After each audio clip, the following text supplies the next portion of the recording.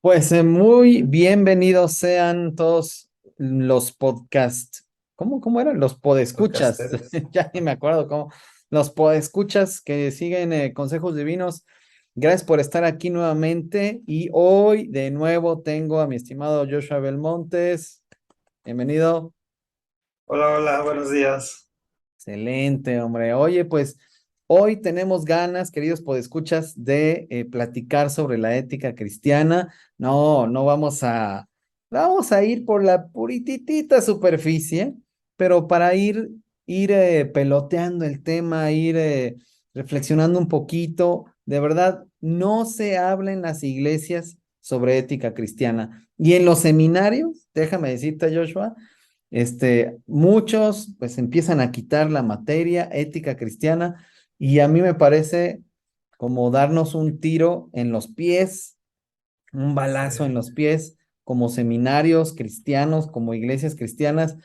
Es algo de suma importancia.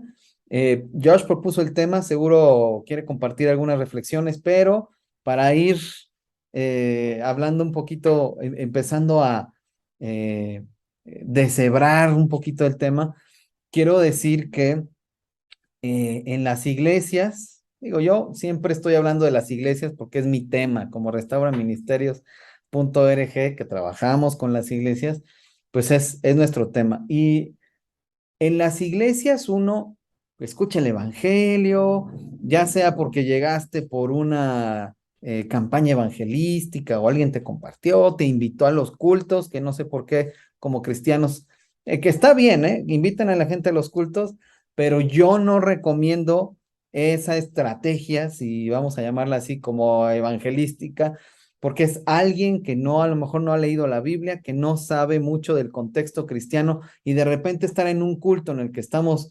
es una dinámica, una liturgia y la predicación, o sea, es como un shock para muchos. No, la mayoría pues no entienden nada de lo que están escuchando. Entonces, aunque estamos en una cultura cristianizada, digamos, ¿no? Católica eminentemente, ahí la mayoría de las cosas que va a escuchar la gente no las entiende. Pero de lo que quiero hablar es que del proceso, cuando uno llega a la iglesia y pues uno comienza a escuchar sobre la Biblia en las predicaciones, quizá en algunas clases, algunas iglesias que tienen clases, porque muchas no tienen, para profundizar en la fe.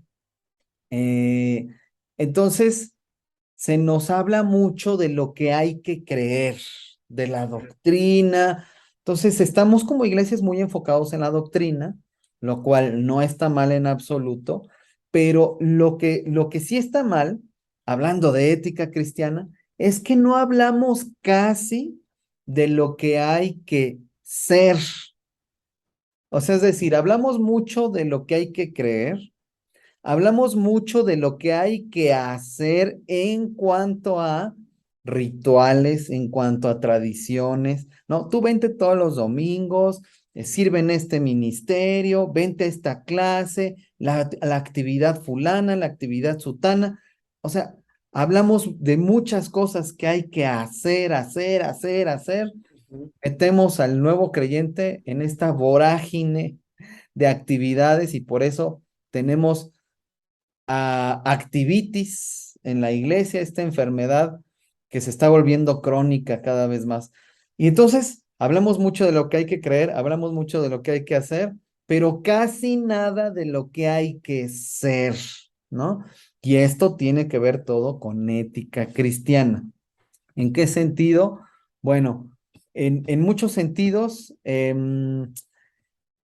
fíjate que la ética, muchos han tratado de definir la ética cristiana, básicamente tiene que ver con cómo somos y lo que hacemos, ¿no? La ética cristiana. No nos vamos a meter en cuestión académica de definirla y todo eso, pero tiene que ver con lo que creemos y con nuestras prácticas, ¿no? Entonces, por eso hablo de lo que tenemos que ser. Es decir, en muchas iglesias, la mayoría de las iglesias en América Latina, pues son de corte como independiente, pentecostal, Yo no tengo nada, no soy pentecostal, Joshua tampoco es pentecostal, no tenemos nada en contra de los pentecostales, hay amigos muy queridos que son pentecostales, pero muchas de estas iglesias pentecostales están enfocadas en el no hacer, que todavía está peor, ¿no? No hagas esto, no hagas lo otro, no hagas lo de más allá, y casi no se habla de lo que hay que ser en este sentido de lo que creemos y de las prácticas que derivan de lo que creemos. Pero a ver, Joshua, te escucho, ¿cuáles son tus inquietudes? Y te escuchamos todos, ¿cuáles son tus inquietudes en cuanto a la ética cristiana? Sí, me encantó cómo lo abordaste así, le diste al clavo de cómo invitamos a las personas y quizá ni siquiera les explicamos, ¿no? O sea, simplemente ahí adáptate a lo que ves y las personas como, ok, ¿no? Todos se saludan, pues nos saludamos, todos se sonríen, nos sonreímos, que párate, pues nos paramos. Y sí está, como que formamos autómatas, ¿no? De que, bueno, pues tienes que hacer esto, se sobreentiende que hay que ir, te invitamos, pues hay que venir y quizás eso tiene un efecto positivo de socialización, o sea, no lo voy a negar, ¿no? De que, me siento parte de, pero no es suficiente, ¿no? Y cuando hablamos de ética, pues estamos hablando de sobre qué base determinamos que lo que hacemos está bien o está mal, ¿no? Si es correcto o incorrecto. Entonces, me parece que es súper fácil irse a extremos de que, ok, pues creo en Cristo, se me compartió el Evangelio, ¿y ahora qué? ¿Cómo vivo ahora, no? Y hay unos que inmediatamente se van este, a la parte de que, pues estamos bajo la gracia, no bajo la ley, y todo me es lícito, y pues ya, no juzgar a nadie, ¿no? Pues Ya, puedo no hacer lo que acabamos la quiera. frase, ¿verdad? Todo me es lícito y ya. Ajá, ajá, así, a la mitad, ¿no? Todo me es lícito, estamos bajo la gracia, viva, hacer lo que se me dé la gana, en el sentido de cualquier tipo de deseo y apetito irrestricto, así. Y pues eso se oye muy bien, muy antojadizo hasta que hay un problema real en mi vida o mis acciones derivaron en una consecuencia que me afecta muy fuerte y pues ya ahí se quedó. O sea, esa idea ya hay quiebra, ¿no? Otros se van, me parece, al otro extremo de decir, quiero que me digan qué hacer. O sea, cada cosa, por favor, dime qué hacer. Y voy a ir aquí a la esquina a comprar, ya le hablé al pastor, ya me dio permiso de ir a comprar en el Oxxo, ¿no? O ya le hablé al pastor, ¿puedo ir al cine? O sea, ya es el otro extremo de que para yo no pensar, tú dime qué hacer. Y lo que yo pienso es que el cristianismo no es eso, no nos ofrece ni algo irrestricto donde ni siquiera tengo una guía para pensar o vivir, o una manera de ser donde me tienen que decir cada cosa que hacer. Eso en realidad uno lo tiene que pensar y decidir, pero lo que el cristianismo nos da es un marco de cómo ver la vida, es decir, una cosmovisión dentro de la cual pensar, que nos exige pensar y principios, ¿no?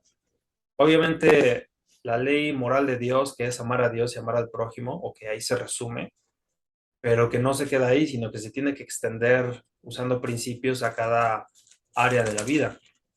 Entonces, yo creo que esa sería mi inquietud, que las personas ejercitemos el pensar para nuestras vidas, porque cada persona vive una historia diferente, en circunstancias diferentes, y no podríamos esperar que se me dijera qué hacer. O sea, si hay una madre soltera, ¿no? No es lo mismo que una mamá que tiene un esposo, o no es lo mismo que una persona soltera que no tiene hijos. O sea, cada persona vive una situación diferente y si nos dejamos llevar por el, bueno, estamos bajo la gracia y no me juzgues y para mí todo es lícito, va a ser un despotricadero, si es que existe esa palabra, o sea, un desastre, ¿no? O por el otro lado, si quiero que me digan qué hacer justo ahorita a las 12 del día, pues no se puede tan fácil porque cada vida es diferente. Entonces, lo mejor es construir sobre la base de las verdades que creemos un marco que nos ayude a entender la vida y a tomar decisiones. Y esto, yo pienso que es lo que Pablo oraba por los colosenses cuando les dijo, ok, ustedes ya recibieron la palabra de verdad, ¿no? Como dicen Colosenses, el Evangelio. Ahora yo oro que ustedes tengan conocimiento de la voluntad de Dios, en Colosenses 1, creo que es el 8, en toda sabiduría e inteligencia espiritual, para que vivamos vidas que le agraden. Entonces, aquí el punto es, ok, aprendemos qué es lo que a Dios le agrada moralmente, lo entendemos, pero ahora hay que pensarlo con la ayuda de Dios en oración, pensarlo cómo aplicar a cada área de la vida. Y obviamente no está por demás el consejo de otros o si leemos de alguien que pues ha pensado o de algún himno que, o canción que tiene alguna lección, ¿no?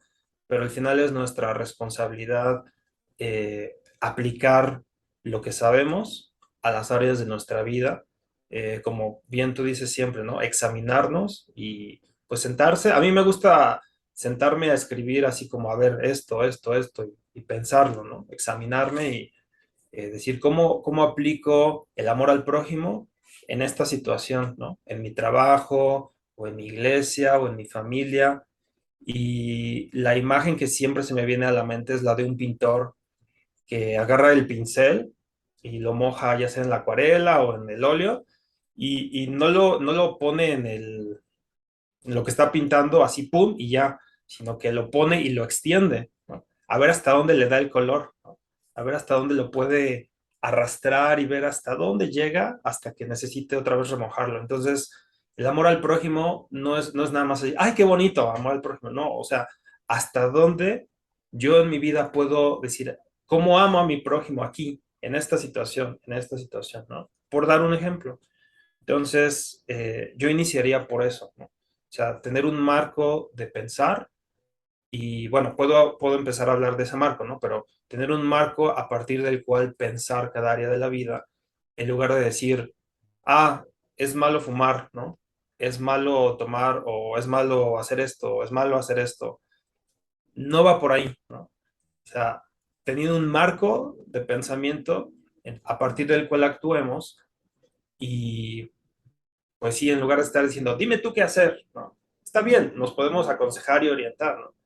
Pero uno tiene al final la responsabilidad de pensar las cosas que decimos que creemos y aplicarlas. Fíjate que sí, hay un comentario a lo que estás diciendo, porque en consejería lo vivimos todo el tiempo.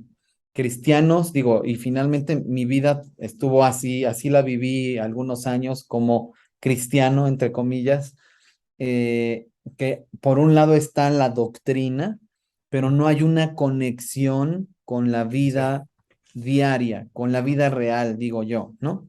Entonces, no tomas decisiones congruentes con esas creencias. Entonces, eh, yo batallé mucho para encontrar la conexión, ¿no? Para decir, en qué punto se conecta eso? Porque aquí está todo lo que creo, pero yo vivo de esta otra manera.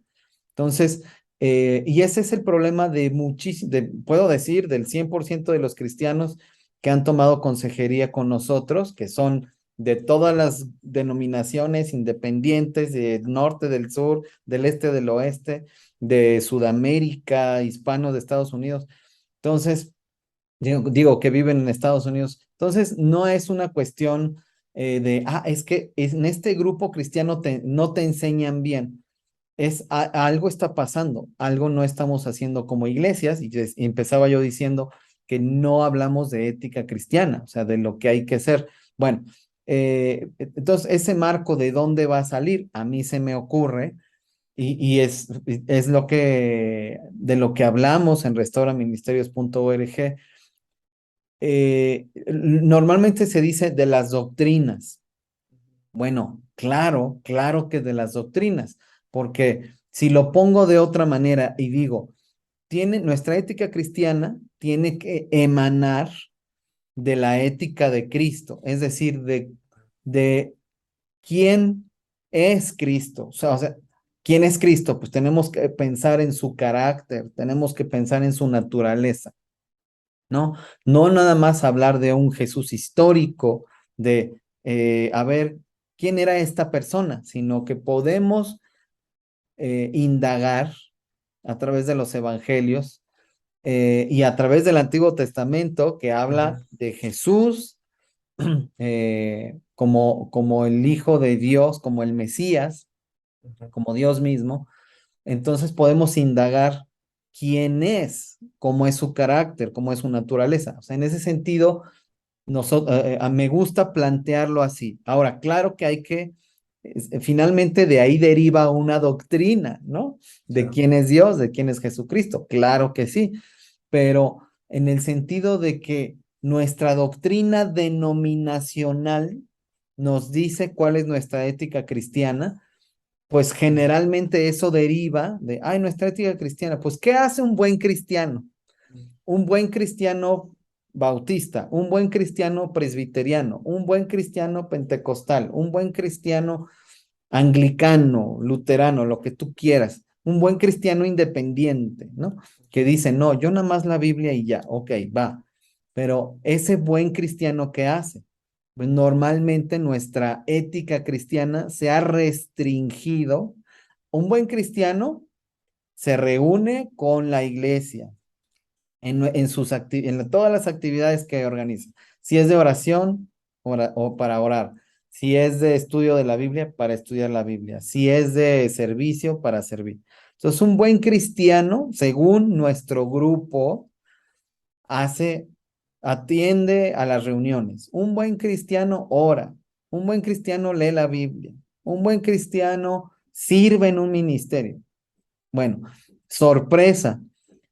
Una persona sin ética cristiana alguna, puede hacer todas y cada una de esas cosas.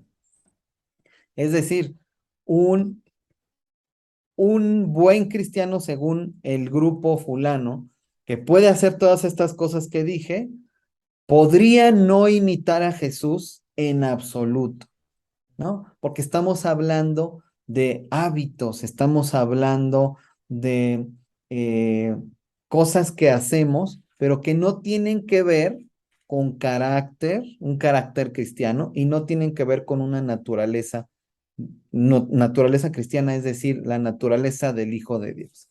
Entonces, wow. ¿tú qué has pensado en cuanto a esto del marco? Yo lo defino de esta manera, pero ¿tú cómo lo has pensado? Completamente de acuerdo con que el carácter de Cristo es lo central y que lo que Dios quiere es formar nuestro carácter. Y cuando hablamos de la cosmovisión cristiana, la literatura usualmente usa tres palabras porque nos ayuda como a pensar, ¿no? Es decir, la Biblia de tapa a tapa, ¿qué nos muestra en tres palabras? Y podemos hablar de un movimiento de arriba a abajo, arriba, que es creación, caída y redención. Es decir, desde el Génesis Dios creó todo y cuando lo creó era bueno.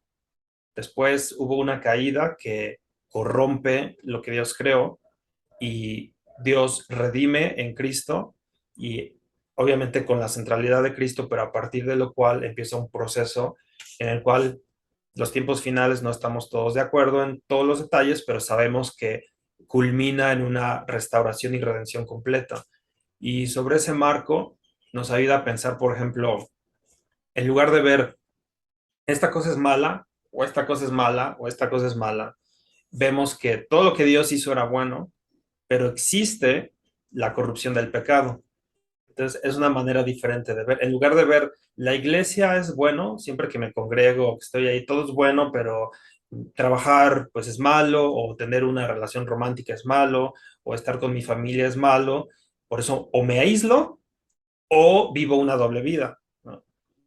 Pero no, o sea, la familia Dios la creó, el romance Dios lo creó, el trabajo Dios lo creó, comer es algo que Dios creó, todas son cosas buenas, sujetas de corrupción del pecado, y en Cristo se trata de cada una de esas áreas, restaurarlas y pues renovarlas, llevarlas a su orden original y vivirlo de esa manera, ¿no? En cada área de la vida. Y obviamente dos pilares fundamentales es la ley moral de Dios, que es amar a Dios por sobre todas las cosas, amar a mi prójimo, y el otro es el ejemplo perfecto de eso, pues la vida de Cristo, ¿no? A partir de lo cual podemos pensar y podemos aplicar a nuestras áreas, que yo pienso que eso es lo que Pablo quería decirles a los colosenses cuando dice que agradándole en todo, ¿no? O sea, que vivamos vidas agradándole en todo, en cada área, no solamente los domingos cuando se congrega uno, sino pues en mi relación con mis hermanos o con mi mamá o con mi esposo o esposa, dependiendo de la persona, en mi trabajo, cuando camino por la calle, cuando pienso a solas, cada una de esas áreas irlas acomodando a su pues punto original que Dios quería y a partir de lo cual vamos ya como aplicando cosas y principios, ¿no? Porque me parece que muchos también piensan que el cristianismo es como frases motivacionales aisladas, ¿no? Como, todo lo puedo en Cristo que me fortalece, amén, sí, amén, y ya con eso ya la libro toda la semana, ¿no? Está difícil eso, ¿no? Es más bien aprender a ver cada cosa a la que me enfrento en la vida bajo el lente de que, primero, Dios lo hizo y por naturaleza es bueno. Segundo, vivimos en un mundo corrompido por el pecado. Y tercero, como cristianos somos llamados a la restauración a través de la fe en Cristo. Entonces, esos fundamentos son bien importantes porque si yo, por ejemplo, como cristiano soltero, he visto que ya se está poniendo de moda que las parejas, digamos, cristianas, ¿no? Viven ya juntas, sin casarse, etcétera. Y esto se debe en parte a un relativismo moral, que es un fundamento de la ética que existe, que es no existen el bien y el mal absoluto, sino solamente lo que la sociedad está de acuerdo. Entonces, bueno, casarse era un acuerdo de la sociedad en el pasado, que era correcto en su tiempo, pero ahora la sociedad piensa diferente, por lo tanto, es correcto en este tiempo hacer las cosas diferente. Si yo no tengo una ética cristiana y una cosmovisión, eso me fulmina, porque ¿cómo respondo? No, pues es que hay que casarse antes de, este, pero ¿qué tal si eso es una costumbre moral del pasado? O sea, se relativiza y yo no tengo herramientas para responder ni para vivir, ¿no? Otro ejemplo es el intuicionismo, o sea, porque estaba revisando un poco de literatura. El intuicionismo es, ok, como no puedo saber qué está bien y qué está mal, es de acuerdo a lo que yo me sienta, a lo que me parezca intuitivamente. El problema es que para algunas personas usar una falda intuitivamente se la va a hacer bueno y para otras intuitivamente se les va a hacer malo, ¿no? Entonces, eso no nos da la respuesta. La otra posibilidad de un fundamento de la ética es el egoísmo o lo que algunos conocen como el hedonismo, es lo que me hace feliz, lo que me hace bien a mí, ese es el fundamento. Pero ¿qué tal si en mi búsqueda de la felicidad las drogas me hacen sentir bien? Pues está bien, ¿no? Porque eso es lo que me hace sentir bien a mí y aunque me destruya mi cerebro y mi vida, ahí hay una contradicción, ¿no? Porque es lo que entre comillas me hace feliz. Y otra posibilidad de fundamentar la ética es el utilitarismo, o sea, lo que funciona. Ok, si una mujer tiene un proyecto de vida y se embaraza, pues tener una vida a su cargo no es útil, entonces la vida se puede eliminar porque lo que le es útil es no tener ese hijo para seguir con su proyecto de vida. Entonces, sí, cada cosa que nos bombardean en la tele, en las películas, en los anuncios, hay por detrás una ética, sea utilitarista, sea hedonista, sea intuicionista o de relativismo cultural. Y es importante que nosotros como creyentes, pues sepamos de dónde partimos y pensemos cómo aplicar a las áreas de la vida. Exacto. Qué bueno que lo tocaste. Sí, justamente. Y bueno, ya sabes, cada autor tiene sus, este, pero bueno, hay escuelas, ¿no? O por así decirlo, hay interpretaciones de qué tipo de ética ha habido, qué tipo de autores han propuesto, qué tipo de éticas, que finalmente es más bien, pienso yo, como una interpretación de la realidad y decir, pues hay esta ética, ¿no? Pero sí, está buenísimo. Y sí es cierto, todos actuamos con base en una ética. O sea, Ujú. aquí el asunto es que como cristianos, lo que nos tiene, la brújula Ujú. moral del cristiano tiene que ser la naturaleza de Cristo. Y bueno, hay un autor, y que bueno, fue un teólogo presbiteriano, reformado, creo que se pronuncia, Del holandés, yo Mienhuis, creo. y él hablaba de como de tres categorías en la que, en la que se forma o se conforma la ética cristiana, que pues la primera sería como eh, la, la, la verdad en cuanto a quién es Jesús, cómo es Ujú, Jesús, que es lo que estábamos diciendo. ¿Quién es Jesús? ¿Cómo es Jesús? Entonces de ahí extraemos la verdad, ¿no? Y ujú, decimos, bueno, Jesús eh, es una persona que su naturaleza era así. Y digamos, lo enunciamos, lo entendemos, ¿no? Aquí están eh, las características de la persona de Jesús, ¿no? Y entonces, esa sería el componente de la verdad. Y luego está uno segundo, que es el teológico, que sería la sistematización y la interpretación de esa información, ¿no? ujú, ¿A ¿Cómo sistematizamos eso? ¿Cómo este carácter, cómo esta naturaleza es congruente? ¿Cómo es bueno, de entrada, pues inteligible, ¿no? O sea, podemos entenderla, podemos sistematizar cómo era Jesús. Y una tercera sería la práctica, ¿no? O sea, ujú, o lo que llama él la vida cristiana, que es la puesta en práctica de la verdad, ¿no? O sea, ujú, si Jesús es amor, entonces amo, ¿no? ujú, Si Jesús es verdad, entonces hablo con verdad. Si Jesús es justo, pues entonces practico justicia, ¿no? ujú, Entonces, digamos que esas tres cosas, pues que podría uno pensar que son inseparables, pues ujú. como cristianos de alguna manera las separamos, ¿no? Sí. Entonces, sí, Jesús es la verdad. Yo soy el camino, la verdad y la vida, dijo Jesús. Ah, qué padre, pero yo Ujú, miento en la ujú, práctica. Entonces, ahí hay este divorcio entre lo que es la verdad, o sea, quién es Jesús, lo que entiendo acerca de esa verdad, o sea, sí, Jesús es la verdad, y la vida cristiana ahí ya no alcanza, porque entonces yo miento, ujú, entonces ya no hay esa conexión. Bueno, a mí me parece una manera muy fácil de entender de ujú, estos tres componentes. Ahora, eh, yo creo que en parte la falta de ética cristiana, o sea, que no hablamos de ella, que no nos ponemos a reflexionar en torno a ella. Creo que el problema en parte es que cómo somos iglesia, ujú, ¿no? O sea, si estos tres componentes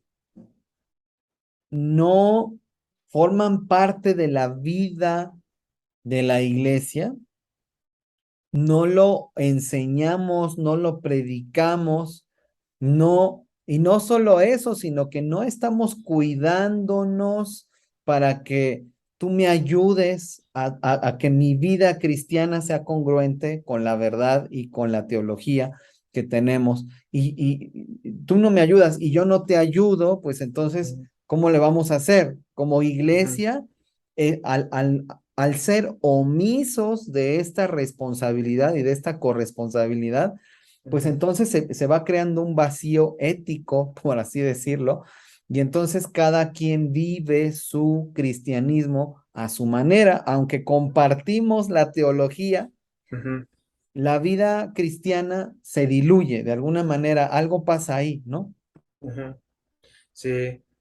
Y no sé si estaré en lo correcto, pero quizá hay un miedo de decir es que el tema ético es moralismo o es legalismo, pero lo que yo estaba comentando es la ética no es lo que te dice qué hacer, la ética es el fundamento, o bueno, es el análisis de los fundamentos del comportamiento y cómo lo calificamos como bueno o malo, porque aunque siempre va a haber gente que dice, no, es que el bien y el mal no existe, no son relativos o no se puede decir con exactitud, siempre por naturaleza hay un juicio que hacemos de las cosas. O sea, si aventarme de un edificio, aunque yo diga, no es funcional porque pues yo producía en mi trabajo y una familia necesitaba, al final estoy haciendo un juicio de palomita o tache, ¿no? Entonces, se trata del fundamento, que nos da las bases para decir lo que está bien y lo que está mal y a partir de ahí tener sabiduría para aplicarlo sin caer en un, tú no puedes hacer esto y tú no puedes hacer esto y tú no debes de vestir así, tú no sé qué, ¿no? O sea, se trata de fundamento y la responsabilidad que tenemos de reflexionar, es lo que estabas diciendo, ¿no? De reflexionar qué cosas me edifican, qué cosas edifican a otros, qué cosas glorifican a Dios y vivirlo, como decías, viendo a Cristo, porque cuando Cristo hacía cualquier cosa, lo hacía con amor a su Padre, Dios, como él decía, y a los que estaban alrededor. Entonces, ahí ya puede hay espacio hasta para la creatividad, diría yo. O sea, yo estoy en tal trabajo, ¿cómo yo lo hago con amor a Dios y para glorificarlo en mi trabajo, aunque esté en estas circunstancias, ¿no? ¿Cómo yo me doy a otros en servicio, como Cristo lo hacía, pero entre mis amigos, ¿no? O con mi familia?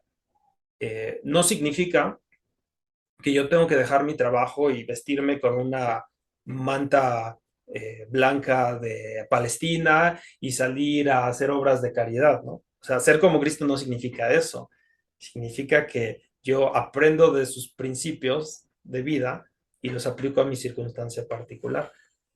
Obviamente sí hay límites en los cuales es evidente cuáles cosas son pecado, pero también hay casos más difíciles, más que hay que echarle más coco, pedir consejo, ¿no?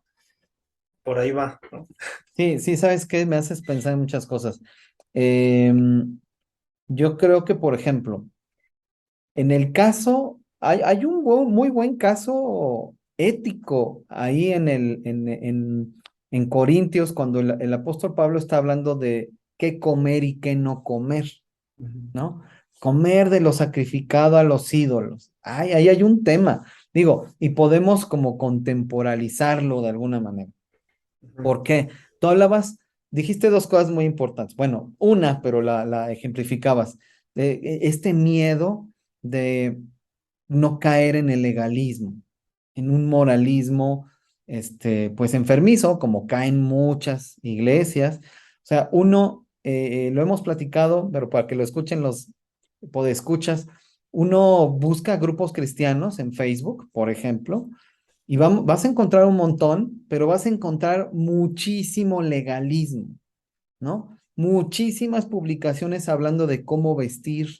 El hombre cristiano debe vestir así, la mujer cristiana debe vestir así. O sea, muchas cosas que caen en esto, que a lo mejor ellos creen que es una manera de agradar a Dios, pero y la imponen, ¿no?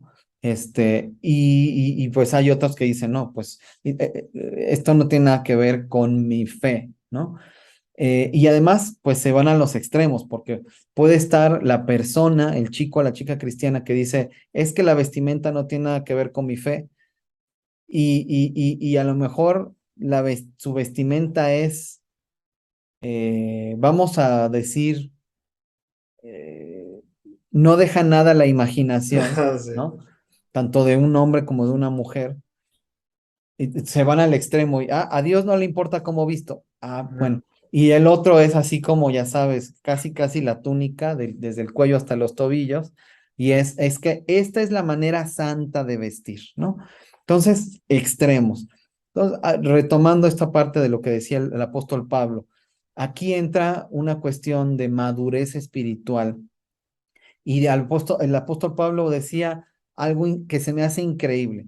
Si tú vas a comer en una casa donde te van a invitar a comer y te dan carne, no preguntes de dónde salió la carne, ¿no? Ujú. ¿Por qué? Pues para no meterte en este rollo de, Ujú. híjole, viene sacrificado a los ídolos, ¿qué hago? sea, Ujú, come, da gracias a Dios y cómetela. ¿De dónde ujú, salió? Es otro tema.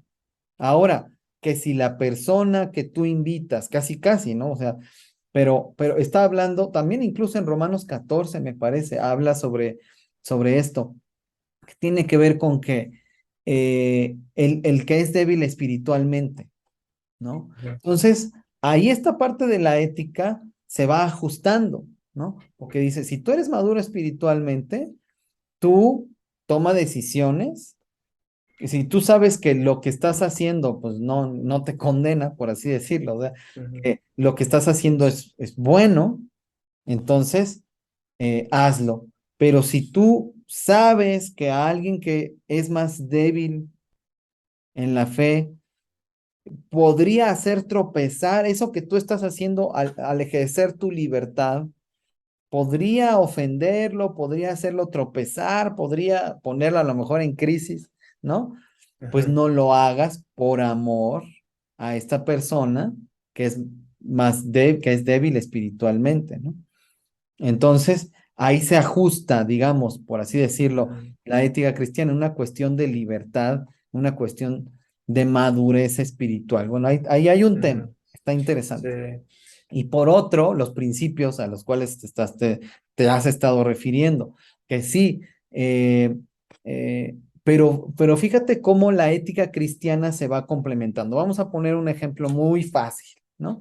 Una chica o una pareja de chicos cristianos que se embarazan y entonces deciden abortar, ¿no? Entonces, ahí tenemos pues un dilema muy sencillo en cuanto a que pues Dios da la vida, nosotros no podemos terminar con ninguna vida humana y bueno, en general pues no podemos terminar, ahí está un principio, ¿no?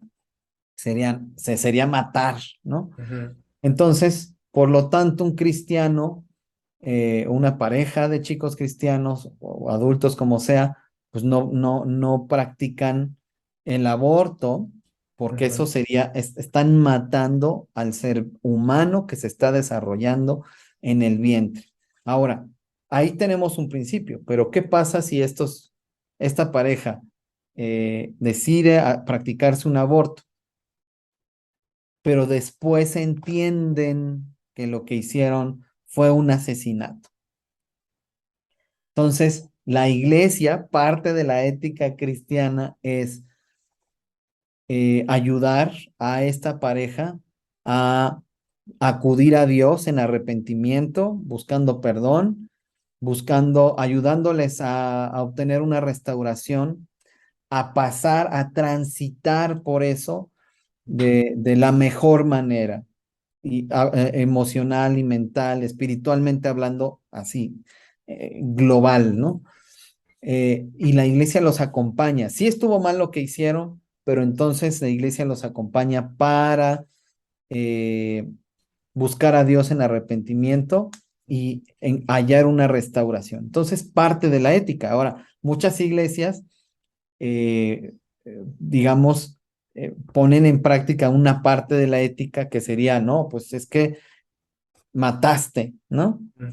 Y entonces ya estás fuera de la iglesia, ya no tienes comunión con nosotros, pero no hay esta otra parte de la restauración. A lo mejor puse también un ejemplo muy brutal que tiene que ver con el aborto, pero podría ser cualquier otro pecado, y sería exactamente lo mismo, ¿no? No hay la parte de la restauración, la parte de ayudar a la persona a examinarse, a ayudar a la persona a entender el mal que hizo, ayudar a la persona a lo mejor a restituir si es posible, ayudar a la persona a restaurar su comunión con Dios, ¿no? Esa parte muchas veces no la hay, nada más hay como la parte del castigo, ¿no? Hiciste esto, te castigo y ya, Ya. ahí queda. Entonces, como que, pues ya fui castigado y luego, ¿qué pasó, no? Sí. Pues entonces quedan marcados, por así decirlo, de por vida. Ah, es la persona que fue infiel, los que abortaron, los que fornicaron, los que lo que quieras tú, ¿no? Ujú, Ahí quedan estigmatizados porque ya no hubo restauración. ujú. Terminan muchas veces abandonando la fe, abandonando no solo la iglesia local, sino abandonando la fe. Entonces, es grave cuando nos quedamos como a la mitad y Ujú. no damos en el blanco. Sí, desde el marco de creación, caída y redención se quedaron en caída. Pero la redención, híjole, se me vienen varias cosas a la mente, pero una de ellas es, a mí me gusta ver series, me gusta más series que películas porque me las voy suministrando, ¿no? Y ya es como cada día una historia. Pero obviamente las series que veo siempre busco algo que me ayude a aprender algo, a reflexionar sobre la vida, que me aporte algo, no nada más ver así, pa, se matan y ya, ¿no? O sea, algo que me ayude a reflexionar, que me toque algo de mi perspectiva de vida, ¿no? Y hay una serie que no necesariamente la recomiendo, pero la traigo a conversación por lo siguiente, por lo de redención. Es una serie que se llama The Blacklist, que es una serie bastante mórbida porque habla de pues criminales, asesinos y cómo el FBI los persigue.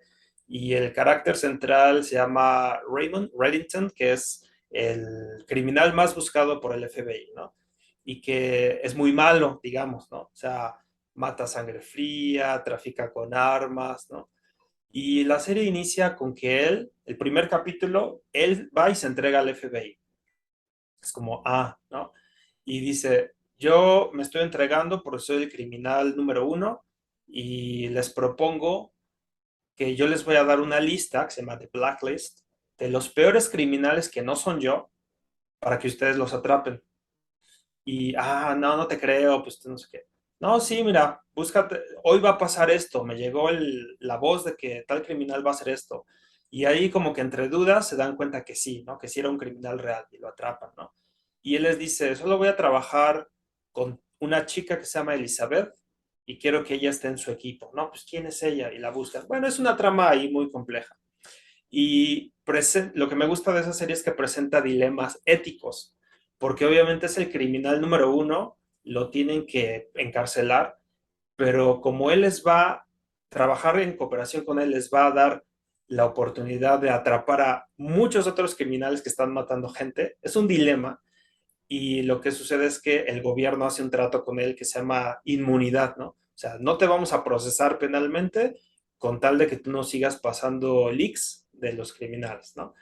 Y yo no estoy diciendo que eso necesariamente es lo mejor o lo peor, solo lo que estoy diciendo es que en la trama hay un componente emocional de cómo él no explícitamente, como que está haciendo todo por la mujer que se llama Elizabeth King, que es como una relación filial paternal, como que ella es su hija perdida, que resulta que no lo es. Pero aquí entra una idea que es este criminal tan malo que nadie lo quiere y que sí es muy malo y lo deben de procesar, termina haciendo cosas buenas y termina generando empatía con el televidente. O sea, hay momentos donde las escenas es o muere él o pasa una tragedia y la trama te lleva a decir, híjole, ojalá que él no muera, ¿no? Y es como, no, pero él es un criminal, ¿no? Pero la trama ha generado una empatía. Ahí detrás de esto está la idea de redención, o sea, de un malo que de alguna manera corrige, restaura y que se le da una oportunidad de gracia, ¿no? Entonces, si una serie televisiva puede pensar eso, ¿por qué nosotros no? En los ejemplos que mencionabas, ¿no? De aborto, de fornicación, de cualquier otra cosa que tuvo una consecuencia fuerte en la vida, sí hay caídas, sí hay problemas, sí hay crisis, pero el cristianismo no es quedarse ahí, sino es a partir de eso cómo es que Cristo nos lleva a restaurar esas piezas en nuestras circunstancias particulares. Obviamente vamos a tener que vivir con las consecuencias de lo que hacemos, pero precisamente la redención no es, no pasó nada. La redención es de esas piezas rotas, ¿qué cosa nueva Dios va a hacer?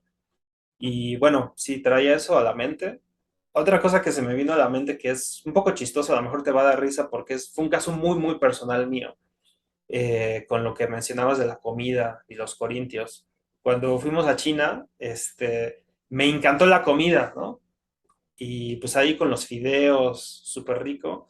Y algo muy, muy personal con lo que yo batallé es cómo es posible que una cultura que de origen ancestral es muy idólatra, tiene 20,000 dioses, ¿cómo es posible que esta cultura produzca una comida tan deliciosa, ¿no? O sea, es un asunto que fue muy personal, o sea, no es que a nadie le vaya a pasar, nada más a mí.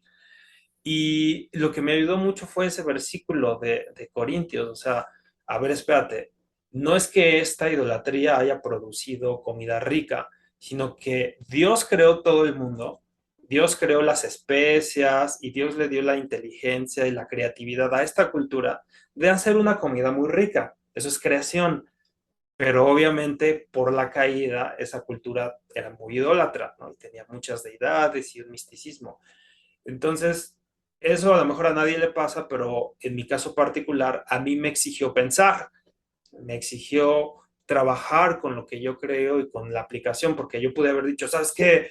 No voy a comer fideos porque son pecaminosos y son de una cultura idólatra, pero ¿no? O de no. entrada decir, no, pues yo no voy a China Ujú, porque pues allá son ateos y lo que sea, ¿no? ujú, Entonces te cierras.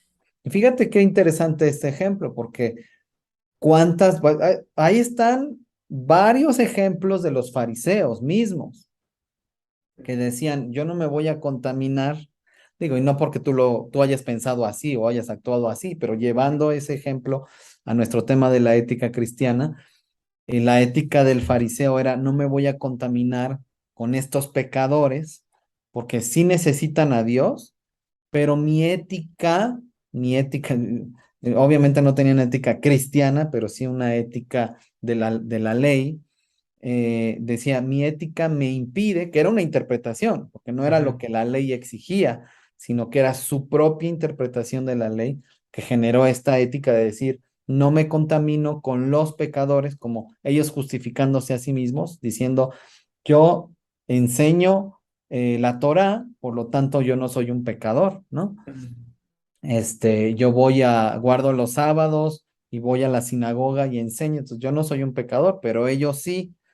Por ujú, lo tanto, yo no me puedo mezclar con ellos. Es interesante cómo ideas acerca de Dios, ideas acerca de Jesús mismo, ideas acerca de lo que creemos, que no necesariamente son correctas, muchas de ellas, si nos ponemos nosotros mismos a analizar las cosas que creemos, vamos a descubrir que muchas ideas no son, como a muchos les gusta decir, bíblicas, ¿no? Yo, yo la verdad he dejado de usar ese adjetivo, eh, porque creo que el decir que algo es bíblico o no es bíblico depende de la interpretación de cada quien de lo que es o no es bíblico. O sea, entonces ahí se pierde lo que realmente es bíblico, ¿no? sí, claro. Pero bueno, eso ya merita otra discusión, Josh. Un comentario final, ya nos despedimos porque si no, nos van a dar aquí las, las, Sí, las tantas. se pone el sol. Sí. Este, pues yo creo que como un comentario final sería retar a los que estén escuchando a tomarse un tiempo hoy mismo, quizá con una pluma y un cuadernito o en una computadora y examinar en los aspectos más inmediatos de la vida. A ver, yo trabajo o yo voy a la escuela o yo estoy en estas circunstancias. ¿Cómo puedo aplicar los principios cristianos aquí, aquí, aquí? ¿Cómo puedo empezar a corregir aquello que me doy cuenta que está como chueco, reforzar aquello que está bien? Porque también hay que ser honestos, hay cosas que son buenas que estamos haciendo y hay que seguir haciéndolas, ¿no? Sería como el reto, ¿no? Yo como economista nos acostumbran a pensar a veces en casos chistosos para ejemplificar realidad. Entonces, un caso chistoso, no voy a dar la respuesta, pero lo voy a plantear. A ver, si yo juego un juego de mesa o si yo juego un deporte, practico un deporte, si yo estoy en un videojuego, ¿es correcto que yo como cristiano haga trampa? Es una idea chistosa, ¿no? Pensarla. O sea, si yo estoy jugando al Monopoly, que no es dinero real, que no estoy comprando nada real, ¿es correcto agarrar billetitos del arca, ¿no? Son como casos chistosos que uno puede imaginarse, pero al final nos ayudan a a reflexionar y a decir, a ver, ¿no? Si yo estoy jugando básquetbol, ¿es válido que le dé el codazo y ¡pa! En la cara? ¿Qué será? ¿Será que sí? ¿Será que no? ¿No? Y ya, yo creo que con eso. No, está muy interesante. Sí, pues yo nada más cerrar, antes de agradecer a los podescuchas, llegar hasta aquí, cerrar con que sí, con que necesitamos analizar, examinar nuestra ética cristiana. ¿Qué tan parecido soy o no a Cristo? Y para responder eso, tengo que preguntarme, pues, ¿quién es Cristo? ¿No? Y en el episodio anterior, de hecho, en el 52, ¿qué espera Dios de mí? No sé si por ahí tuviste chance de escucharlo. Hablo de eso, o sea, para responder a la pregunta, ¿qué espera Dios de mí? Tengo que preguntarme, ¿quién es Dios? Porque si no voy a tener ideas sobre Dios y voy a creer que ese Dios es Dios y mi respuesta va a ser a ese Dios y no al Dios verdadero, ¿no? Entonces, es interesante, hay que ponernos a meditar, a reflexionar y descubrir cuál es nuestra ética cristiana, pero también la de nuestra iglesia local y cuestionar cosas que están pasando o que no están pasando en nuestra iglesia local. En fin, ya seguiremos hablando de eso. Ya ahora sí estamos comprometidos a seguir con este tema porque siempre decimos, ay, sí, vamos a retomar esto. De alguna manera estamos retomando tantas conversaciones que hemos tenido, pero ahora sí nos comprometemos a no soltar este tema de la ética cristiana porque hay más que decir. Pues, estimado Josh, gracias por andar por acá en Consejos Divinos otra vez. Sí, muchas gracias también por la oportunidad y a todos los que nos escuchan. Y saludos. Órale, pues escuchas, gracias a ustedes también. Que Dios sea con ustedes y hasta pronto. La naturaleza de Cristo. Y bueno, hay un autor y que bueno, fue un teólogo presbiteriano reformado, Nienhuis, creo que se pronuncia, Del holandés, yo Nienhuis, creo.